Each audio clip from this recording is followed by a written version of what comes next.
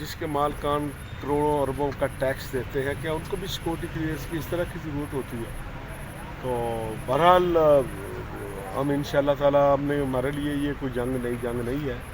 ہم نے پہلے بھی پی ایف جے نے 1950 سے لے کر آج تک پابندیوں کا سامنا بھی کیا ہے اور ان کے خلاف جدوجہد بھی کی ہے، اور ان شاء اللہ تعالیٰ اب بھی ہم اپنی جدوجہد سر نون لیگ ایک سیاسی جماعت ہے، کیا سیاسی جماعت نے آگے الیکشن بھی لڑنے ہیں، صحافتی کمیونٹی کو وہ اس طرح اپنے مخالف کرنے کا کیسے سوچ سکتے ہیں؟ دیکھیں آج ظاہر ہے ابھی آرڈر آیا ہے، ہم ان شاء اللہ تعالیٰ ایک کمیٹی اپنی بنا رہے ہیں جو حکومت سے بھی ملے گی، کنسرن کوارٹر سے بھی ملے گی، تاکہ ان سے پتہ کیا جائے کہ بھائی اچانک سیکورٹی اداروں نے کس بنیاد پر اپنی یہ سیکورٹی کو کلیئرنس جو ہے وہ واپس لی ہے، اور ان شاء اللہ تعالیٰ ہم کسی نتیجے پر پہنچ جائیں. انور رضا صاحب بھی یہاں پر موجود ہیں، صدر ہیں انور رضا صاحب، اسلام آباد کے. کوئی بھی دور آتا ہے، کوئی بھی حکومت آتی ہے، اسی طرح کے ہتھ کنڈے یہی چیزیں ہوتی ہیں.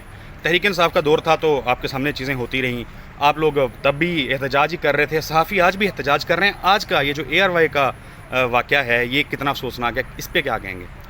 دیکھیے ایک تو یہ واقعہ جو ہے وہ انفارچونیٹلی اتنا افسوسناک ہے کہ کبھی میڈیا کی ہسٹری میں ایسا نہیں ہوا کہ گورنمنٹ ایکسٹریم پہ گئی ہو. اور یہ جو آج انہوں نے این او سی وڈرا کیا ہے سیکیورٹی کا، جس کی بنیاد پر آپ کو لائسنس ملتا ہے، وہ وڈرا کرنے کا مطلب ہے کہ آپ نے ایکسٹریم سٹیپ لیا ہے. ہم پہلے بھی یہ بات کرتے آئے ہیں کہ اگر آپ کو اے آر وائی کی مینجمنٹ سے، اینکر سے، کسی رپورٹر سے کوئی مسئلہ ہے تو آپ ادارے موجود ہیں، عدالتوں کے دروازے کھلے ہوئے ہیں، آپ جائیے وہاں پہ، آپ اپنے کیس کو پلیٹ کیجیے. ہم بھی عدالتوں کو فیس کرنے کے لیے تیار ہیں. دوسرا یہ کہ اس طرح کے پیغام سے آپ جو سافٹ امیج ہے پاکستان کا وہ کیا پورٹرے کر رہے ہیں. پھر آپ مجھے یہ بتائیے کہ آپ کی گورنمنٹ میں جو اپوزیشن میں تھی وہ یہ دعوے کیا کرتے تھے کہ اب ہم آزادی اظہار رائے پر کبھی بھی قدغن نہیں لگائیں گے، اب ہمیں بڑی سمجھ آ چکی ہے. انفارچونیٹلی جب پاکستان تحریک انصاف بھی اپوزیشن میں، اب انہیں بھی یہ سمجھ آئی ہے. جب ان کا دور حکومت تھا تو آپ نے دیکھا انہوں نے جو میڈیا کے خلاف جو قوانین لانے کی کوشش کی، پھر انہوں نے کیسے انہیں بھی میڈیا کو پابند سلاسل کرنے کی کوشش کی. آج وہ دور سیاہ ترین دور ہے کہ جمہوری دور میں میڈیا پر پابندی لگائی جا رہی ہے. پاکستان دنیا کے خطرناک ترین ممالک میں شمار کیا جاتا ہے جرنلزم کے حوالے سے. میں سمجھتا ہوں کہ یہ اقدام انتہائی اقدام ہے. ہم اس سے پیچھے نہیں ہٹیں گے، ہم احتجاج بھی کریں گے، عدالتوں کو دروازہ بھی کھٹکھٹائیں گے. جو آئین پاکستان ہمیں حق دیتا ہے ہم وہ حق ایکسرسائز کریں گے. انور رضا صاحب، مسلم لیگ نون جو ہے، مسلم لیگ نون ہے، فضل الرحمان صاحب ہیں، پیپلز پارٹی ہے، سب اقتدار میں ہیں، تو یہ سارے لوگ تو جمہوریت کے چیمپئنز ہیں. انہوں نے کچھ نہیں سیکھا تاریخ سے، ماضی سے کچھ نہیں سیکھا، آپ سمجھتے ہیں؟ نہیں اسد، میں سمجھتا ہوں کہ بدقسمتی ہے ہمارے پولیٹیشنز کی. میں بھی بات پابندی دہل کرتا ہوں کہ جب بھی کوئی اپوزیشن میں ہوتا ہے تو وہ حکومت میں آنے کے لیے اسی اسٹیبلشمنٹ کا سہارا لیتا ہے، اور جب کوئی حکومت گرانے کی بات کی جاتی ہے تو یہی اپوزیشن حکومت سے گرانے کے لیے لوگ انہی اسٹیبلشمنٹ کے ساتھ الائن ہوتی ہے. تو اسی وجہ سے سیاستدان جو ہیں کمزور ہیں، جمہوری حکومت، سول جو ایڈمنسٹریشن ہے وہ کمزور ہوتی جا رہی ہے.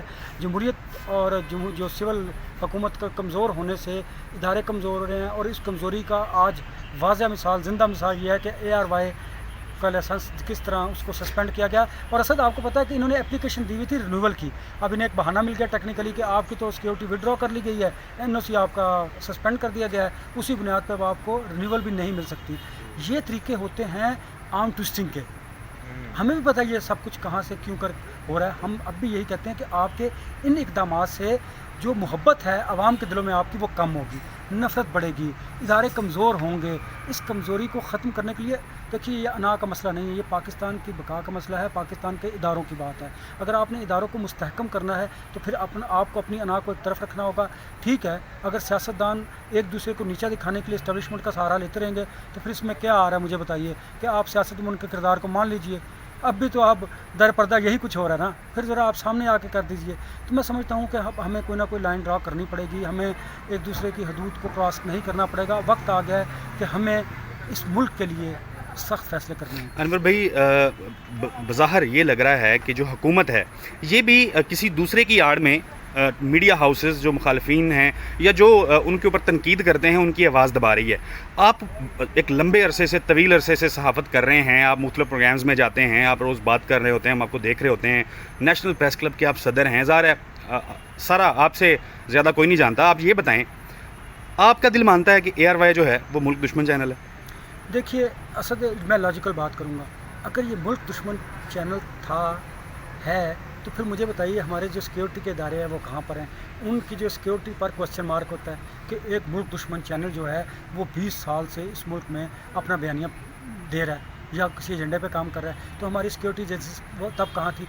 ओवर द नाइट एक रात में आपको इस बात का अंदाज़ा हुआ, पता चला कि ये मुल्क दुश्मन चैनल है। देखिए ना, ये तो कॉमन सेंस की बात है। अगर आप आम आदमी से भी पूछेंगे वो इस बात को तस्लीम नहीं करेगा। ये वही भोंडा मजाक है कि शहबाज गिल ने अगर गुफ्तगू किया तो उसके सज़ा ARY को मिल रही है। भाई ARY को क्यों मिल रही है? चलें, अगर आप एक लम्हे के लिए तसव्वुर भी कर लें कि इन्होंने शायद प्लान किया हुआ था, तो फिर सलमान इकबाल ने माफ़ी मांगी है, खुलेआम माफ़ी मांगी है। उस माफ़ी को एक्सेप्ट करना चाहिए था ना। आप देखें ना, हमारा कंसर्न क्या है? इसमें मुल्क भर में जो 10,000 लोग काम करते हैं ARY से वाबस्ता हैं, 10,000 लोगों का मतलब है कि 50,000 से ज़्यादा ख़ानदान, ठीक, उसमें अफराद हैं।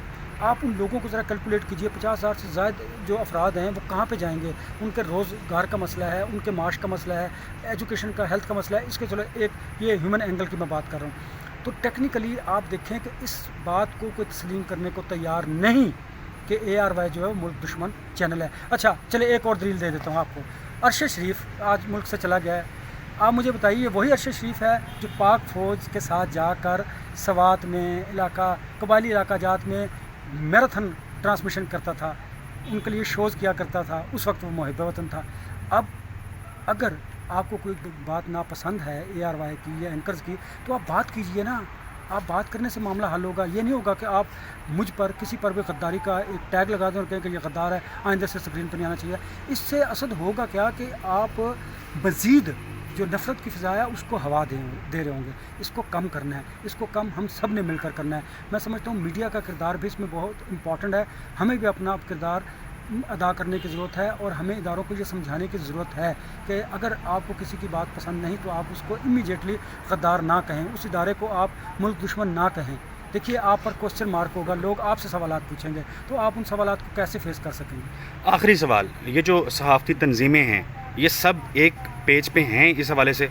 ARY का जो मुकदमा है इसको लेके, इस मसले को लेके आप समझते हैं कि सब इकट्ठे हैं, हम आवाज़ हैं? असद, ये अनफॉर्चुनेटली हमारी जो तकसीम है ना इदारों की, मीडिया की बात करूँ, वो अज़ल से चलती आ रही है। और मैं अगर बात करूँ मीडिया मालकान की ना, तो वो बरादर यूसुफ हैं। वो एक दूसरे को ना नीचा दिखाने के लिए, तज़लील करने के लिए वो ओछे हथकंडे इस्तेमाल करते हैं। हमारे यहाँ ऐसा है कि जब किसी वर्कर की बात आती है ना, ऑर्गेनाइजेशन की बात आती है, तो हम सब इकट्ठे होते हैं। आपने देखा Pakistan federal union of journalist की बरना की तारीख़ देखें आप, 70 बरस की तारीख़ है। उस पर एक बुक लिखी जा चुकी है, आप उस बुक का मुतालिया कीजिए। फिर RAUJ आप देखें, हम लोग ही सड़कों पर होते हैं, नेशनल प्रेस का भी सड़कों पर होता है। तो हमें तो कोई यार नहीं, हम तो इस जंग के लिए तैयार हैं।